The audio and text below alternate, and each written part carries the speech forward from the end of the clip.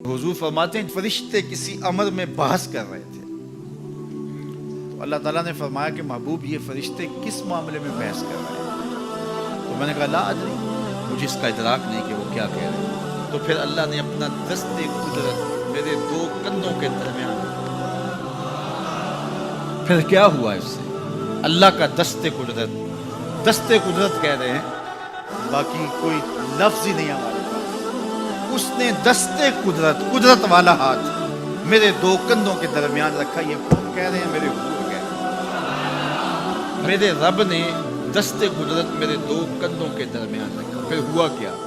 سن لو اگلے لفظ۔ دست قدرت یہاں آیا، ٹھنڈ سینے میں پڑ گئی۔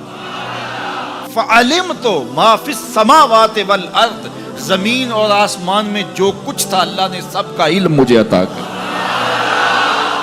سینے میں نور آ گیا، سینے میں علم آ گیا۔ کائنات کی کوئی شے ایسی نہیں ہے جو حضور علیہ الصلوۃ والسلام نہ جانتے۔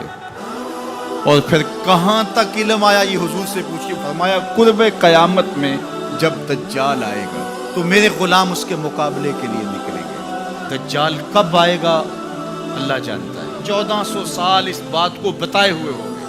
کہا قرب قیامت میں دجال آئے گا، میرے غلام اس کے مقابلے میں نکلیں گے۔ انی لعارف اسماءہم، میں اپنے ان غلاموں کے ناموں کو جانتا ہوں۔ کب؟ جو قرب قیامت میں آئیں گے۔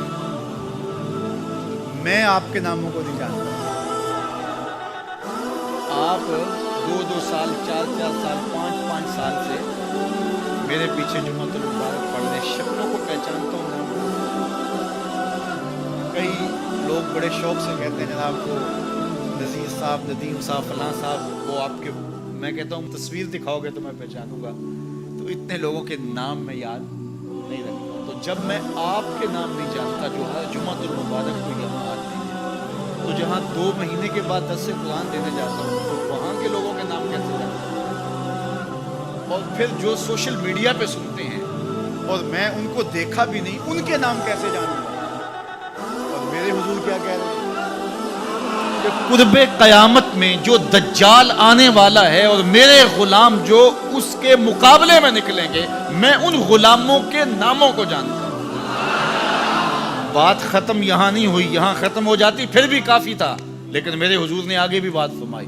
وَأَسْمَاءَ آبَائِهِمْ، ان کے باپوں کے ناموں کو بھی جانتا ہوں۔ ان کے باپوں کے ناموں کو بھی۔